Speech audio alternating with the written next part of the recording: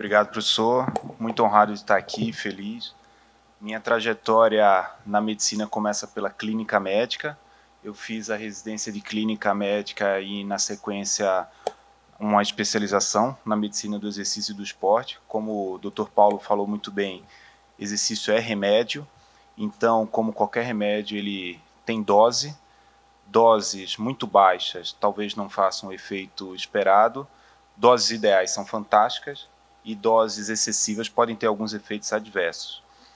Como médico generalista, vale super a pena a gente estar atento ao que talvez seja o mais catastrófico dentro de uma prática de exercício, que seria a morte súbita. Mas que fique claro que a morte súbita, ela, apesar de ser um evento catastrófico, ela não é só de origem cardiovascular. Então, uma coisa que deve estar enraizado em todo médico e que, infelizmente, de certa forma tem se perdido, é fazer uma excelente anamnese, exame físico e, em particular, no que diz respeito à prática de exercício, tem um único exame que se torna mandatório, que é o bom e velho e barato eletrocardiograma. Então, eu vou mostrar para vocês, aqui passando um pouquinho do que vai ser o objetivo da aula de hoje, um pouquinho de definição sobre o que é o exercício propriamente dito. Vamos lá, vou aprender aqui. As suas intensidades. Por que isso é importante, a gente definir as intensidades? Todo e qualquer exercício, ele pode provocar adaptações fisiológicas. A gente vai ter as adaptações fisiológicas agudas e as crônicas a longo prazo. Então é super importante que na anamnese você consiga acessar dentro do histórico do teu paciente se aquele indivíduo ele está se submetendo a determinada intensidade.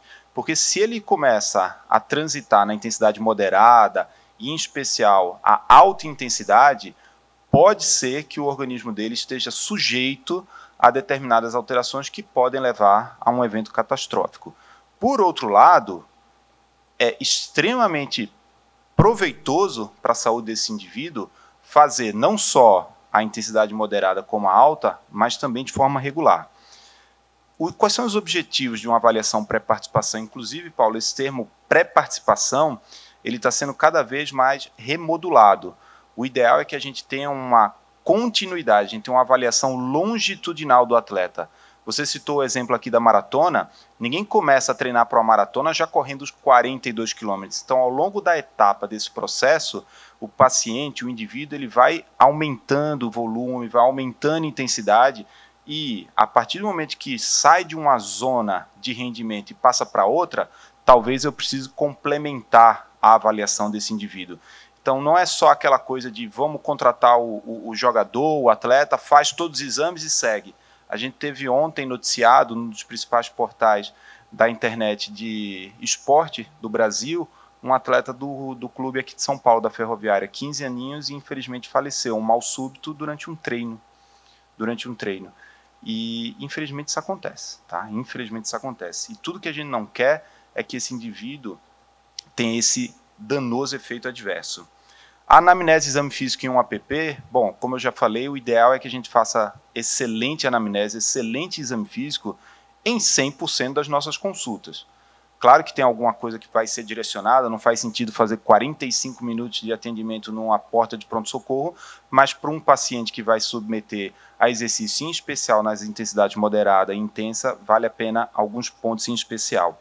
Alguns exames complementares, como eu já adiantei, o eletrocardiograma é o mandatório. O que tem de particular? O que é o ECG do atleta? Então, vou trazer para vocês aqui, uma das minhas principais referências para essa apresentação é a atualização da diretriz da Sociedade Brasileira de Medicina do Exercício do Esporte em conjunto com a de Cardiologia, feita em 2019. Muito bom.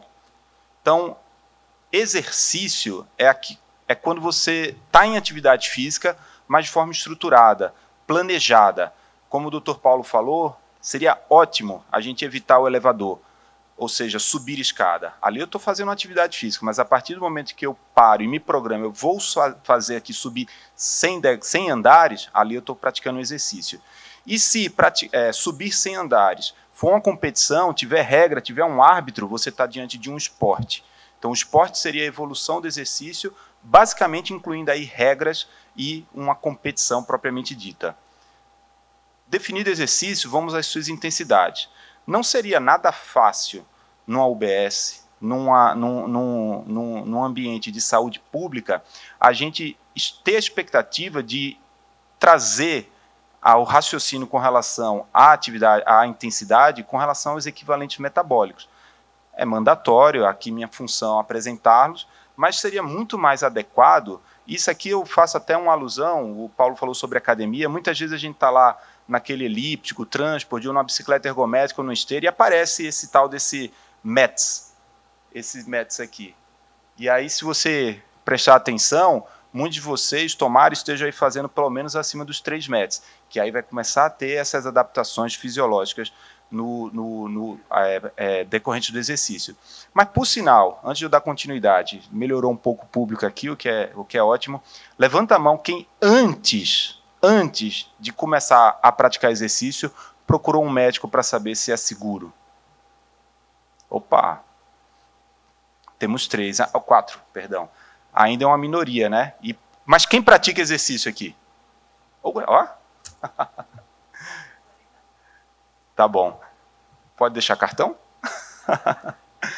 O ideal seria, gente, 6 a 8 semanas antes de iniciar a prática de exercício, fazer essa consulta. Por que 6 a 8 semanas? Faz parte, né, do exame físico, claro, vai depender da sua capacidade, sua competência, como você se formou. Faz parte, por exemplo, a avaliação musculoesquelética. E a depender de uma frouxidão de uma determinada articulação, digamos assim, uma assimetria muscular, eu vou precisar te reabilitar para daí você começar determinado esporte. Então, 6 a 8 semanas talvez seja o tempo ideal para começar uma atividade física. Mas vamos a vida como ela é. Vamos para a frequência cardíaca. Extremamente validado, tá, pela literatura. 220 menos a idade, fácil.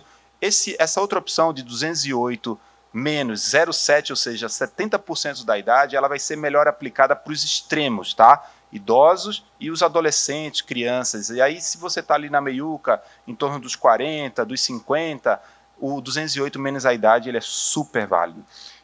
Existem outras formas de apresentar intensidade de exercício físico, tá? Tem através do VO2, tem dos METs, tem do percentual de percepção subjetiva do esforço, mas aqui de forma muito simples e adequada, até 65% está no leve. O leve, gente, não vai trazer aquelas adaptações fisiológicas, ou seja, vai baixar a pressão, vai melhorar o diabetes, isso talvez seja saudável do ponto de vista até para a saúde mental, mas o impacto maior vai ser a partir da intensidade moderada, tá? E a intensa, desde que haja segurança. Esse é o grande, digamos assim, alerta, a manchete da aula de hoje. Qual é a segurança do indivíduo para praticar o seu exercício? Essa frequência cardíaca, ela está sendo estimada. Eu posso muito bem medir um teste ergométrico, um teste de esforço máximo, uma prova de campo com um determinado professor de educação física me acompanhando, um teste de 3 km. Então, eu consigo ter uma medição mais precisa da minha frequência cardíaca máxima. Mas a estimada é extremamente válida, segura e tem reconhecimento científico, tá? Muito bem. As adaptações agudas, elas vão ser, basicamente, subiu a adrenalina, então aumenta a minha frequência cardíaca, aumenta a minha pressão, a resistência vascular sistêmica, tudo isso aumenta. Então, eu estou sob algum risco. Eu estou sob algum risco. Só que antes, vocês o avaliaram o indivíduo e viram que, apesar de tudo isso acontecer, ele vai estar seguro. Para quem já mexe aqui em medicina intensiva, ou plantão de pronto-socorro, durante a atividade física intensa, a gente pode chegar a um pH intracelular de 6,5, 6,6, o que, em tese, virtualmente, é incompatível com a vida. Isso acontece, tá? E as crônicas são todas benéficas. Mas meu joelho vai virar artrose, mas meu ombro vai... Não. Nada supera os benefícios que a atividade física de forma regular e moderada intensa trazem na vida do sujeito. Você está lá e, de repente, o indivíduo ele está se propondo a fazer exercício. Mas ele pode estar se propondo a fazer exercício porque ele simplesmente mandaram ele trazer um atestado da academia para entrar aqui, para se matricular, você tem que ter esse atestado. Em algum momento já foi lei, né?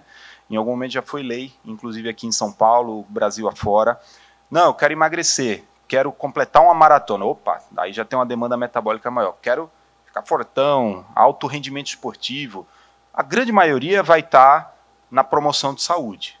E é, talvez, o grande foco, porque a gente quer fazer medicina para todos e não para alguns sós. Só que, será que a gente está capacitado, do ponto de vista técnico, a fazer um exame físico, músculo esquelético, a ponto de dizer, vai jogar o rugby, vai lá para a seleção brasileira de rugby? Talvez não. Então eu queria chamar a atenção, dar destaque a esses dois temas aqui, para a gente só realmente fazer e aplicar, seja um atestado que está seguro ou prescrição de determinados medicamentos, que alguns são até ilícitos, para indivíduos. Aí os efeitos adversos podem superar os efeitos benéficos. No fundo, o que a gente quer é que a gente tenha segurança para a prática esportiva. E aí, o grande foco é prevenir a morte súbita. Seguimos.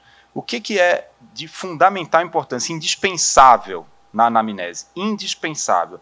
Todos os itens são válidos. Gente, pelo amor de Deus, não vamos deixar de perguntar qual é a religião, qual é a sua naturalidade, a sua procedência, o sexo, a raça, mas a idade é um divisor de águas. Aqui, 35 anos, eu já vou mostrar para vocês o que é que muda na avaliação pré-participação esportiva.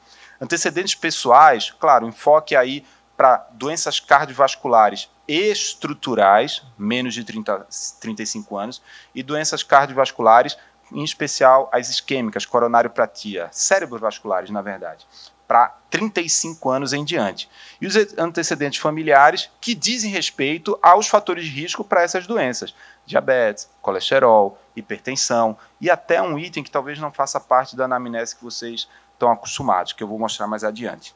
Muito bom. Menos que 35 anos, como eu já adiantei. Causas estruturais, grande vilão, cardiomiopatia hipertrófica. Outros vilões, displasia ritmogênica do VD, miocárdio não compactado, valvopatias, defeitos de septo. A partir de 35 anos, doenças cardiovasculares isquêmicas, a coronariopatia. Bom, seguindo aí dos itens indispensáveis, com relação aos antecedentes pessoais, de novo, foco cardiovascular, dor torácica, palpitação. O próximo slide vai ser um resumo que está nessa atualização da diretriz brasileira e que é super acessível, vocês pegam de forma gratuita aí na internet. Morte súbita não é só de etiologia cardiovascular. Isso precisa estar documentado. Inclusive, asma induzida pelo exercício é a quinta causa. Então é importantíssimo saber se esse indivíduo, ao longo da sua jornada esportiva, começou a apresentar dispneia, tosse, sem muito motivo aparente. Existe, claro, a segunda, a terceira, a quarta, mas aí está mais no alto rendimento, a gente tem um heat stroke, a intermação, então acho que não é muito o propósito da aula, tá? Ainda dos itens indispensáveis, antecedentes familiares. Aqui, um ponto que eu chamei a atenção, que talvez não faça tão parte da anamnese habitual e tradicional. Alguém da tua família já teve morte súbita antes dos 50 anos de idade? Como eu falei, o grande vilão das cardiopatias estruturais é a cardiomiopatia hipertrófica. Ela tem um fundo genético e, quem sabe, muitas vezes hereditário. Então, vale a pena essa pergunta. Pode fazer uma grande diferença na segurança do atleta. Aqui são 3 tabelas que eu trago para vocês, essa é uma delas. Então, basicamente, a gente vai ter perguntas relacionadas à estrutura cardiovascular, tanto no que diz respeito ao aspecto pessoal como familiar, tá? Como familiar. Ainda com relação à anamnese, aqui eu estou voltando, perdão. Aqui com relação ao exame físico, tá? O exame físico. Então, o foco é no aparelho cardiovascular. Lembrar que toda etapa tem que ser cumprida. E o aparelho cardiovascular, os senhores lembram, vai do pescoço até o epigastro. Então, tem que palpar pescoço, tem que auscultar pescoço, olhar a dinâmica da respiração, fazer a ausculta cardíaca, palpação, percussão. Nada disso é dispensável, tá? Nada disso é dispensável. E aí, só para um alerta, se o indivíduo ele é um hipertenso descontrolado, se ele não está se sentindo bem, e em particular, a sua pressão arterial está acima de 16/10, não libera agora não para fazer exercício, tá? Dá um tempo. É claro que pressão alta vai se beneficiar do exercício regular, mas talvez, em alguns casos, vale a pena primeiro controlar.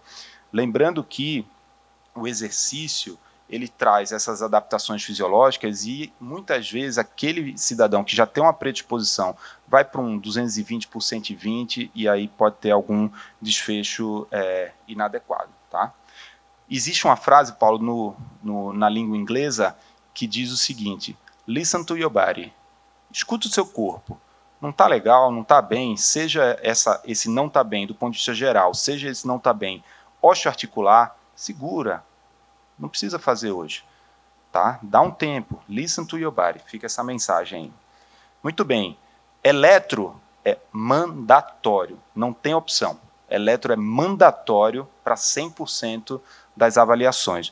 Exames laboratoriais, a gente pode economizar bastante aqui do ponto de vista de dinheiro público, de verba, só que, a depender do objetivo, lembra, objetivos da avaliação pré-participação, a depender do objetivo, eu vou precisar sim olhar para que esse indivíduo possa ter uma performance, um rendimento mais adequado. Então, às vezes, um HB de 10, que pode não trazer nenhuma repercussão clínica, pode ser importante para o desempenho esportivo. Uma hemoglobinopatia SC, um traço falciforme, pode predispor mais à internação, heat stroke. Alguns exames aí vão ser válidos no que diz respeito mais à performance, tá?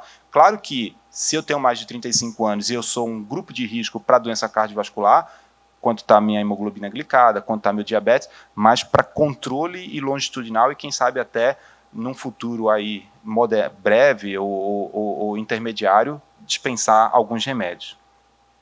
Acima de 35 anos, eu vou sempre considerar um teste funcional. O que é mandatório é o eletro. O teste funcional seria o teste de esforço, o ergométrico, ou o teste cardiopulmonar de esforço, que é o ergoespirométrico. Ecocardiograma. Atenção a esse exame. Eu vou mostrar de novo, eu já adiantei uma tabela, e vocês vão ver que ecocardiograma não é mandatório. Claro, examinei o indivíduo, um sopro que não é inocente, uma ausculta que me chamou a atenção. Faz parte da minha investigação complementar com esse exame. Mas o indivíduo é absolutamente rígido, normal, sem nenhuma alteração, antecedente, exame físico, eletro perfeitos, em tese não é mandatório o ecocardiograma. Mas como é que eu vou identificar aquelas cardiomiopatias hipertróficas que trazem exame físico, antecedentes e eletro todos normais? Então, quando for no alto rendimento, na alta intensidade, esse exame ele é extremamente recomendado, tá? Muito bem. Podem ver nessa tabela que eletro está presente em 100%, não importa a idade, não importa a intensidade. Já a avaliação funcional ela vai depender do grau de risco para doença cardiovascular isquêmica. Essas tabelas estão todas nessa atualização, tá? da diretriz de 2019. Já finalizando, alguns achados de eletrocardiograma, e aqui é importante vocês recapitularem lá o comecinho da aula. O indivíduo que eu estou atendendo faz exercício numa intensidade moderada, de forma regular, há pelo menos 3, 6 meses, então esse indivíduo ele pode ter as adaptações fisiológicas benéficas do exercício, ou seja, uma frequência cardíaca mais baixa, uma pressão arterial mais baixa, um bloqueio atrioventricular do primeiro grau, uma alteração de bloqueio ali ou desvio do ramo, de bloqueio de ramo direito, mas algumas alterações, em especial essas primeiras aqui, elas são malignas, tá? Aqui são achados patológicos de um eletro em atleta e aqui são achados fisiológicos. Detalhe, de novo, recapitulando, reforçando, nenhuma dessas alterações ela é fisiológica se o indivíduo não está se submetendo a essa carga de exercício que eu citei por um determinado tempo. Então, aí estão as referências, eu trouxe 5 das que eu mais citei, em especial essa primeira, acho que é uma leitura super agradável, válida, super recomendo. Agradeço demais essa participação. Coloquei um ozinho aqui, que eu não estava conseguindo, mas se tivesse o obrigado, estava tudo certo, não tem problema nenhum. Obrigado, turma.